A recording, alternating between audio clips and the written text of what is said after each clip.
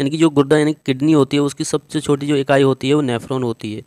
Next point है पीलिया रोग किसको प्रभावित करता है, तो इसका आंसर है यकृत। यकृत को पीलिया रोग प्रभावित करता है, यानी कि इससे बेकार हो जाता है।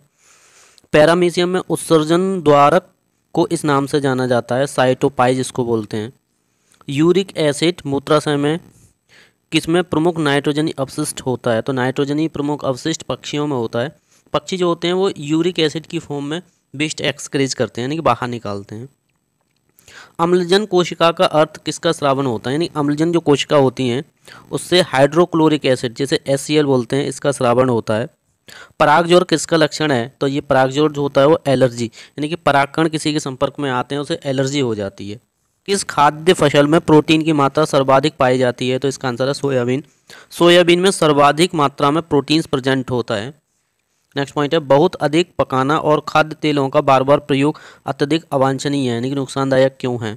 इसका आंसर है कार्सिनोजेनिक पदार्थ जैसे बेंज पायरिन पैदा हो जाते हैं, ये स्वास्थ्य के लिए बहुत ही हानिकारक होते हैं।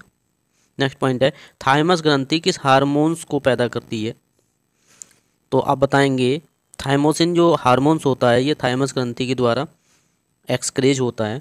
मानव मस्तिष्क की कौन सी पाली श्रवण से संबंधित है, तो जो शंख पाली है ये श्रवण से संबंधित होती है, मतलब सुनने से संबंधित होती है। नेक्स्ट है जब हम किसी वस्तु या पिंड को देखते हैं तो रेटिना पर बनने वाला प्रतिबिंब कैसा होता है, तो बताएंगे वास्तविक तथा उल्टा होता है। मस्तिष्क का कौन सा भाग मोटर नियंत्रण में महत्वपूर्ण भूमिका अदा करता है, तो बताएंगे जो सेरिबैलम होता है अनुमस्तिष्क जिसको बोला जाता है, ये मस्तिष्क मोटर नियंत्रण का कार्य करता है। शरीर का वह कौन सा अंग है जो कभी भी विश्राम नहीं करता, तो बताएंगे हृदय। नेक्स्ट है जब आँख में धूल जाती है तो उसका कौन सा अंग सूज जाता है और गुलाबी हो जाता है, तो आप बताएंगे जो नेत्र श्लेष्मा होती है वो सूज जाता है।